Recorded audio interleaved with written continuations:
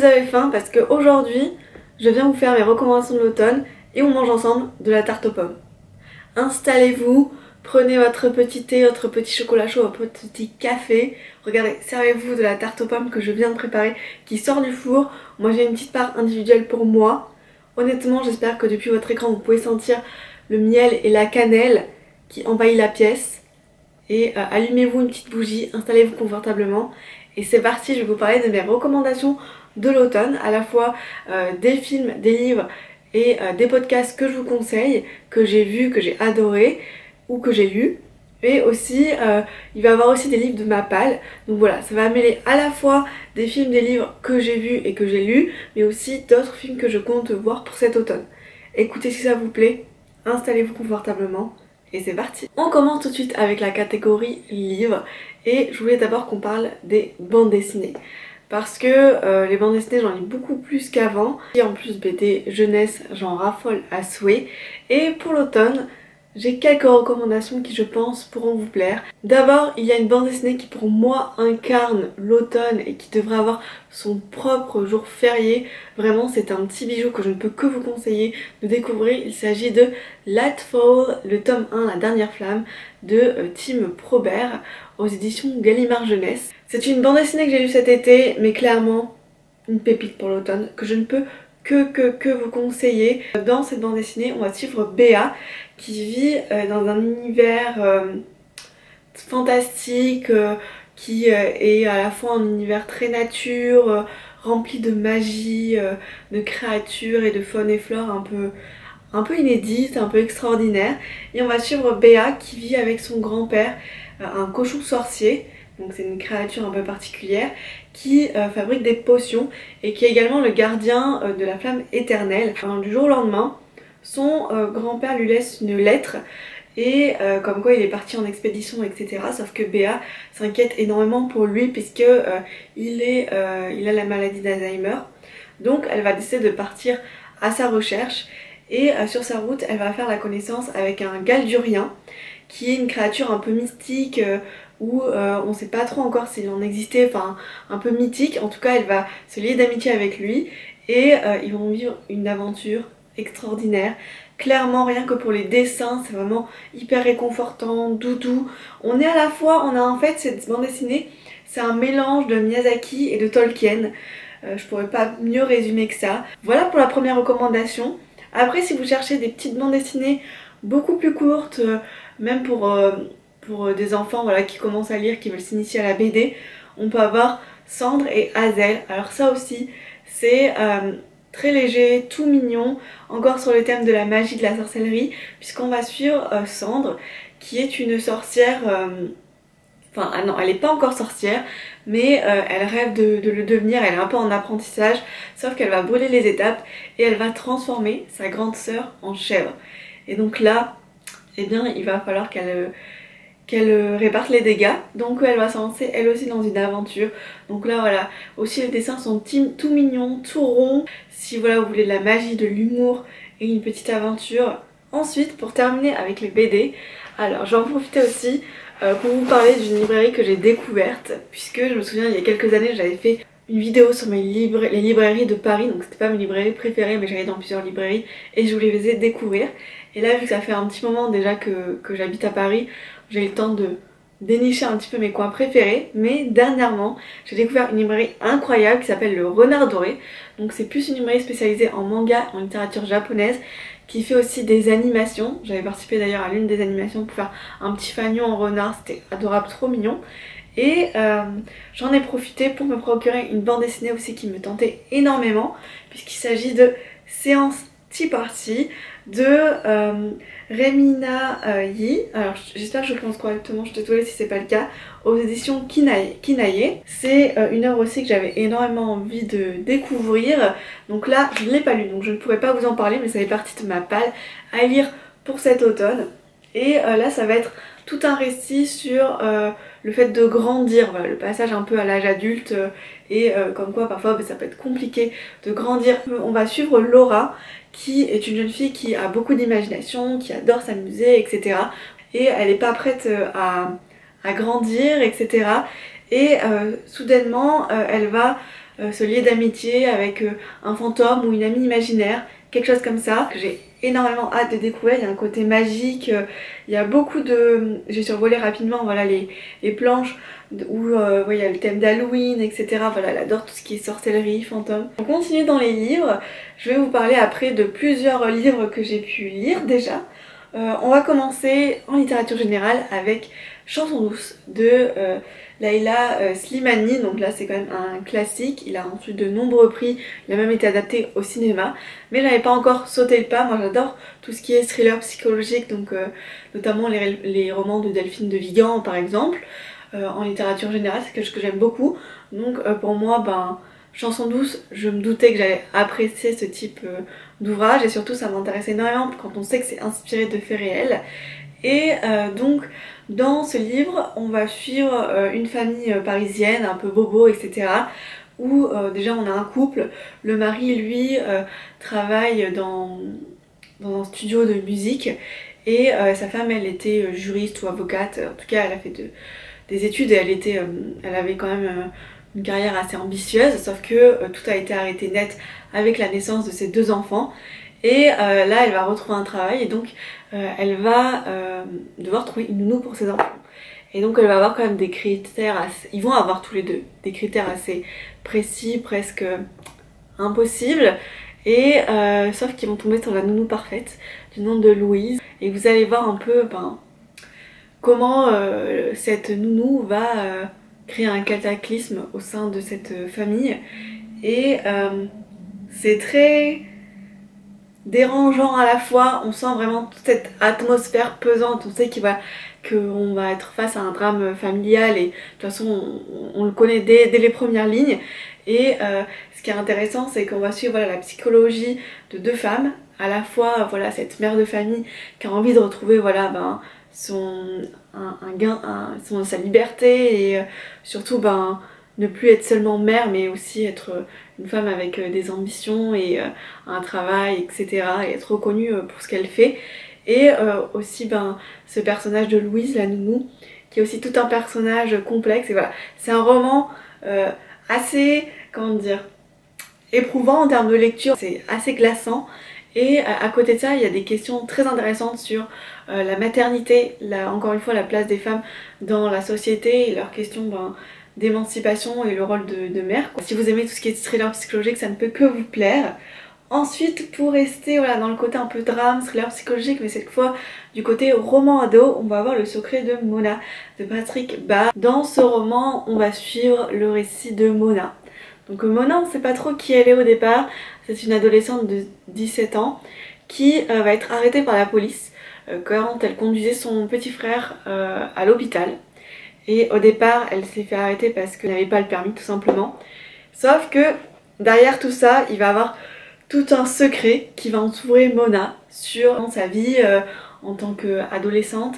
Et donc voilà, ça va traiter de sujets très intéressants, notamment de misère sociale, de solitude, d'isolement quand on est adolescent et qu'on est un peu livré à nous-mêmes. Donc je ne veux pas trop vous spoiler. C'est un roman avec pas mal de rebondissements. Donc vraiment si vous voulez quelque chose où il y a pas mal de rebondissements, un côté un peu psychologique aussi, mais encore une fois c'est aussi un récit qui pose des questions sociétales. Et il y a une citation aussi très intéressante qui résume le livre et que je vais vous dire tout de suite. La citation est « Personne ne savait car personne ne voulait savoir ». Et c'est clairement ce que résume ce texte, parce que ça va être une ado livrée à elle-même dans un monde adulte. Je vous le conseille également. Je trouve que c'est aussi un bon livre à lire pour l'automne. Après, si vous voulez plus des classiques, là, au niveau des classiques de littérature australienne, on va voir Picnic de Hanging Rock, qui a été ensuite adapté en film, donc peut-être que vous connaissez plus le film que le roman à la base. C'est un roman, avec une ambiance un peu gothique, mystère, et que je trouve assez moderne déjà pour son époque. Et c'est d'ailleurs un des livres qui a inspiré Sofia Coppola pour Virgin Suicide. Et dans ce roman en fait on va suivre, donc ça se passe en Australie ou en Nouvelle-Zélande je crois, au 19e siècle. Et donc on va suivre un pensionnaire de jeunes filles, et il se trouve que pour la Saint-Valentin c'est un peu la seule sortie accordée à ces jeunes filles à Hanging Rock. Voilà, qui est une sorte de petite colline au bord d'une falaise, etc. Et ce jour-là, 3 adolescentes vont disparaître. Et donc il va y avoir toute une enquête on a aussi toute une part de mystère autour de ce lieu, Hanging Rock, qui a l'air un peu hanté, etc.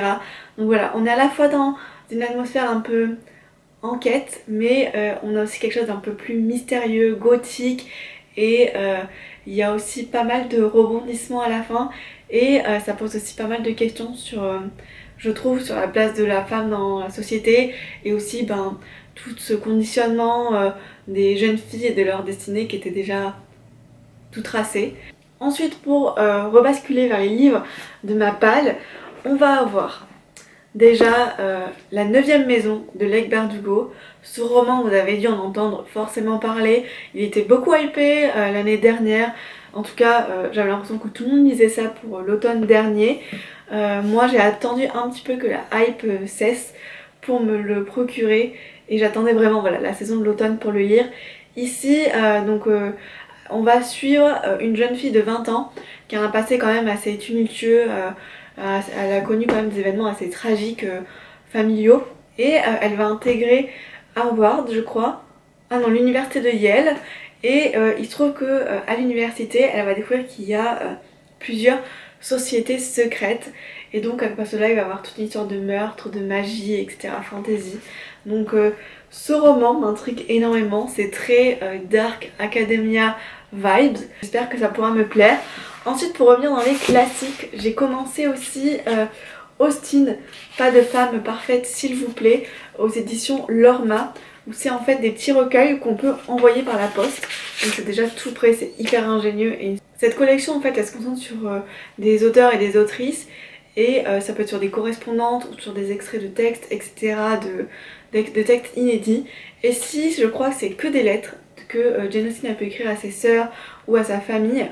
Et ça illustre en fait toute la manière dont elle percevait la société à cette époque et la place des femmes.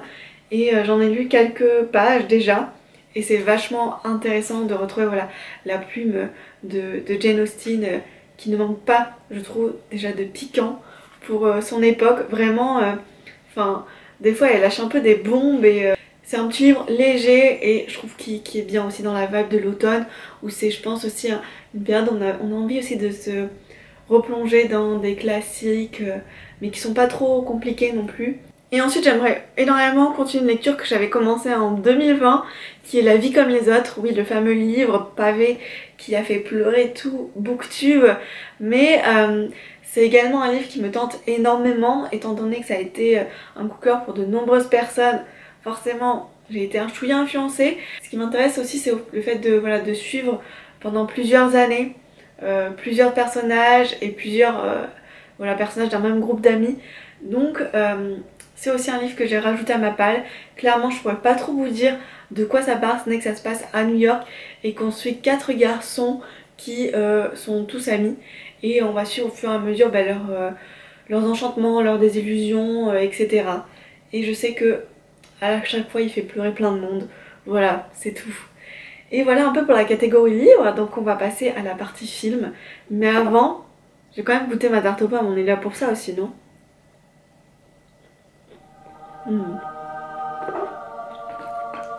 Je suis contente que vous puissiez pas goûter en vrai la tarte parce que j'ai complètement raté ma pâte. Et alors là, je peux même pas... je suis sûre que vous l'entendez mais ma pâte est complètement dure quoi. Je sais pas ce que j'ai fait en fait. J'ai dû me tromper dans les doses ou... Enfin je vais faire une pâte rapide. Mais elle est trop dure quoi. C'est trop dommage parce que c'est bon sinon, mais bon le but c'est pas de me casser une dent en direct quoi. Passons à la catégorie film-série. Donc c'est vrai qu'au départ j'ai pensé un peu aux classiques comme Vous avez un message ou Les noces funèbres, etc. Mais je pense que ceux-là quand même vous les connaissez assez. Donc je vais me concentrer sur d'autres films que j'ai vus dernièrement. Alors la série que j'ai binge-watché et que j'ai adoré, que j'ai terminé il y a pas longtemps, on a Only Murders in the Building. Vous avez peut-être vu déjà les affiches partout, il y a eu pas mal de promos autour. Mais est-ce que là ça vaut la hype? Tout à fait. Vraiment j'ai adoré cette série et pas seulement parce qu'il y a Selena Gomez dedans et que ça faisait trop du bien de l'avoir dans un rôle qui ressemblait un peu à Alex dans Les Sorciers de Waverly Place avec cette même assurance et un peu arrogance. Et c'est une série qui a un côté à la fois polar, drôle, mais qui est très ingénieuse. On va suivre en fait 3 New-Yorkais qui habitent dans le même immeuble et il se trouve que un jour il va y avoir un meurtre dans cet immeuble et ils font partie en fait des dernières personnes qui ont côtoyé la victime puisqu'ils se sont retrouvés dans le même ascenseur et tous les trois en fait sont passionnés d'un même podcast de true crime et donc à partir de là ils vont décider de créer leur propre podcast, donc Only Murders in the Building, et de mener l'enquête. Et donc c'est en 10 épisodes, vraiment c'est un petit plaisir. C'est pas non plus le type de série qui veut te retourner la tête un peu à la Shutter Island, mais il y a quand même pas mal de rebondissements. À chaque fin d'épisode on a envie de commencer la suite et je trouve qu'ils sont construits de manière très intéressante et très pertinente.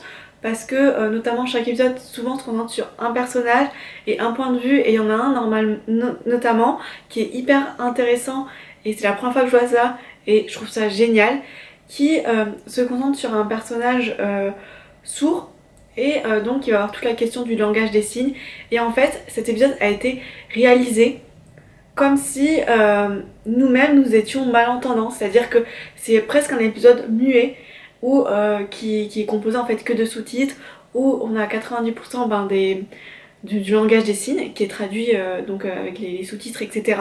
Dans cet épisode là ils ont réussi avec brio à nous plonger en fait dans l'esprit d'une personne qui est malentendante et je trouve que c'est important de se rendre compte voilà comment le monde est perçu et au-delà voilà de tout cet aspect diversité qui est important, ça sert complètement l'intrigue à ce moment là sans vous spoiler, donc je ne peux que vous conseiller cette série qui est super. Maintenant j'ai hâte de voir la saison 2.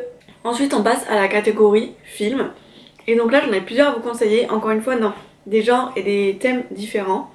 Si déjà vous voulez une atmosphère un peu gothique, étrange, qui joue voilà sur un côté un peu psychologique et un peu sanglant, je peux vous conseiller Céleste Créature de Peter Jackson. C'est notamment l'un des premiers films qu'a fait Kate Winslet et ce film c'est quand même une sacrée claque, un peu dérangeant aussi et surtout ouf quand on sait que c'est inspiré de faits réels.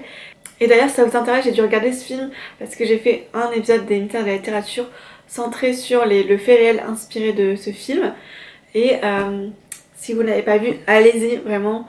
C'est une série que j'adore faire et j'ai l'impression que ça vous plaît aussi. Donc n'hésitez pas à aller voir ça, ça sera dans le petit i. Donc pour Céleste Créature, on est dans les années 50 en Nouvelle-Zélande et on va suivre 2 adolescentes qui sont dans une école pour filles. Donc on a Juliette et Pauline.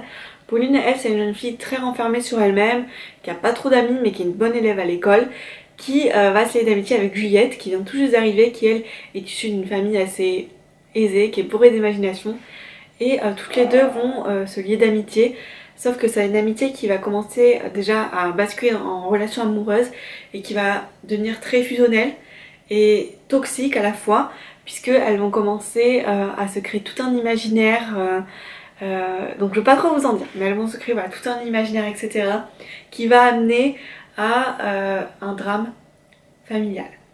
Voilà, je n'en dirai pas plus parce qu'il faut garder une part de mystère, mais tout ce que je peux dire c'est que vous allez être surpris et surtout quand on sait que c'est inspiré de faits réels, c'est assez ouf et je trouve que le Peter Jackson a vachement bien retranscrit toute cette dimension où la fiction et la réalité se mêlent dans l'esprit des jeunes filles. Donc ça je trouve que c'est bien fait et il y a des plans aussi magnifiques. Donc c'est un film que je vous conseille, qui est quand même assez dérangeant et parfois c'est un peu what the fuck, mais je trouve que ça retranscrivait bien je pense la mentalité de ces adolescentes et en tout cas comment était perçu le monde dans leur tête. Ensuite je voulais vous parler d'un film que j'ai vu cet été mais pour moi qui crie aussi l'automne, Halloween, etc. Il s'agit de Cruella, donc le dernier film qui a été adapté au cinéma avec pour rôle principal The One and Only Emma Stone que j'adore. Donc clairement je ne pouvais que aimer ce film et j'ai énormément aimé. J'ai toujours un petit doute en fait avec les Disney qui sont adaptés au cinéma. J'avais vu, je crois le dernier que j'ai vu c'était Cendrillon et bon j'étais pas franchement convaincue, c'était bien hein, mais je vois pas trop l'intérêt de réadapter en film en fait les Disney. Et Cruella par contre j'ai beaucoup aimé parce que déjà il y avait déjà plus de matière à exploiter puisque c'est un personnage un peu qui est le nœud central des 101 Dalmatiens, mais on ignore un peu son passé, etc. Après, c'est aussi un personnage que j'ai beaucoup aimé, je pense, que j'aimais bien suivre dans mon enfance, en tout cas toute l'histoire des 101 Dalmatiens, parce qu'il y a de nombreux films qui ont été faits, et les films sur les 101 Dalmatiens, je les ai vus, mais des dizaines de fois, donc déjà, voilà, c'était, je pense, l'ambiance que j'aimais bien, etc. Et ici, j'ai adoré, en fait, tout le personnage et l'histoire et tout le corps en fait qu'a pu donner Emma Stone à ce personnage de Cruella. Ce que j'aime bien en plus dans cette adaptation, c'est qu'on a un peu un côté le diable s'habille en Prada, puisque quand même la mode est quand même l'un des nœuds centrales de l'histoire. Les costumes sont incroyables. Enfin, en tout cas moi j'ai adoré la playlist qu'ils ont mis, très punk, très rock. C'est un bon film que je ne peux que vous conseiller et qui est parfait pour l'automne. Et ensuite dans les films que j'ai envie de voir, il y a déjà When Harry Met Sally qui est aussi un classique, voilà, des comédies romantiques et qui je pense est en plein dans l'automne aussi. En tout cas ça a l'air voilà, d'être une atmosphère assez doudou et un peu dans la même veine que Vous avez un message, que j'avais adoré, que je peux vous conseiller aussi si en plus vous aimez les livres, parce que dans Vous avez un message, c'est en fait une histoire d'amour entre une libraire d'une petite librairie indépendante et un gérant d'un groupe de librairie un peu type Fnac. À côté de ça, When Harry Met Sally, je sais pas trop de quoi ça parle, mais c'est aussi un classique, je sais que c'est le coup de cœur de nombreuses personnes et j'ai hâte aussi de le découvrir, et je pense que c'est le type un peu de romance doudou dont on a tous besoin pour l'automne. Ensuite, pour un côté un peu plus gothique, il y en a deux que je veux voir. Il y a déjà Crimson Peak. On va suivre en fait une jeune écrivaine au 19e siècle qui est un peu hantée par la mort de sa mère et qui surtout a la capacité de voir les esprits, ou de communiquer avec plutôt. Et il se trouve qu'elle va tomber amoureuse d'un homme, et donc elle va se rendre dans sa demeure, mais il y a plein de secrets autour, de morts mystérieuses, etc. Donc ça a l'air un peu d'être les films spooky, mais sans tomber non plus dans les films d'horreur qui t'empêchent de dormir, en tout cas qui m'empêchent de dormir. J'aime bien aussi voilà, toute l'atmosphère historique, le côté gothique, mais je veux pas non plus des films qui m'empêchent de dormir. Là il y a l'air d'avoir quand même un petit côté qui fait un petit peu peur, puisque voilà il y a le côté un peu esprit fantôme, mais je pense que ça ne va pas me traumatiser. En tout cas j'espère, si vous l'avez vu dites-le moi. Et ensuite il y a un film aussi que je voulais voir depuis longtemps, que je n'ai toujours pas vu. C'est simplement Mary Shelley, donc Frankenstein, je sais plus quel est le titre exactement. Ou en tout cas on va suivre voilà, tout un biopic en fait sur Mary Shelley et sur l'écriture de son fameux roman Frankenstein. Et donc c'est aussi un des titres qui incarne Halloween, l'automne, etc. Donc forcément je devais l'inclure dans cette vidéo. Et c'est vrai que j'aime beaucoup aussi tout ce qui est biopic d'auteur. Et ensuite je voulais terminer cette catégorie par vous parler de podcast, parce que c'est j'en écoute de plus en plus. Au niveau des podcasts, je suis hyper régulière parce que je peux en écouter plein. Par exemple en 2020 j'ai fait que écouter la saga Transfert, qui est voilà, des histoires un peu extraordinaires, vraies. Et ensuite j'ai plus rien écouté du tout. Il y a quelques mois j'ai recommencé à écouter des podcasts, donc par exemple La Cabane de Aude et Le Café de Chloé, donc de Chloé qui est la chaîne Quartier du Livre, que je peux que vous conseiller aussi. Et dernièrement j'ai découvert deux podcasts, donc il y en a un qui s'appelle Going with Flow de Naina Florence, qui est une vlogueuse, youtubeuse qui fait comme je viens de dire des vlogs, et je trouve que ces podcasts sont hyper intéressants, hyper intelligents, et je me dis j'aurais adoré à l'université avoir ces podcasts, parce que je pense que ça m'aurait énormément aidé à décomplexer sur plein de choses et surtout à apprécier mieux en tout cas mon expérience à l'université. Donc si vous êtes dans cette phase là et que des fois vous vous sentez pas forcément à l'aise ou vous vous sentez un peu perdu, etc., foncez, allez écouter ces podcasts. Et sinon aussi j'ai découvert les podcasts de la youtubeuse Emma Chamberlain. Je regardais pas du tout ses vidéos, là elle a repris un nouveau style de vidéo qui est pas mal, même si je regarde pas tout le temps. Ses vidéos sont pas mal, mais ses podcasts aussi sont hyper intéressant et hyper intelligent. Je trouve que pour 20 ans elle a une grande maturité et à chaque fois ces podcasts on voit sur des sujets aussi très pertinents, donc que je ne peux que vous conseiller. Ça va, voilà, des sujets comme le fait de grandir, les amitiés toxiques, le rapport aux réseaux sociaux, etc. Enfin, en tout cas que des sujets auxquels on peut être tous et toutes confrontés. Donc voilà, un peu pour mes podcasts de l'automne, même s'il n'y a pas vraiment de vibe automne dedans, mais je me dis que les podcasts aussi ça peut être une bonne dose de réconfort, notamment quand l'hiver arrive, quand on a moins de soleil et qu'on commence à déprimer un petit peu. C'est aussi bien de se retrouver dans des podcasts un peu doudous. Donc voilà un peu pour mes recommandations. Écoutez, on arrive à la fin de cette vidéo. J'espère que j'ai pas été trop longue, j'espère que vous avez apprécié la tarte aux pommes, malgré la pâte qui a été trop cuite et bien trop dure. Et tout ce que j'ai à dire c'est que, écoutez, il suffit d'un peu de pommes, de cannelle, de bougies et d'une petite discussion et de bonnes recommandations de livres et de films pour passer un bel automne, donc j'espère que j'ai pu vous aider. Et sur ce, je vous dis à très bientôt pour une nouvelle vidéo. Prenez soin de vous, à bientôt, bye bye.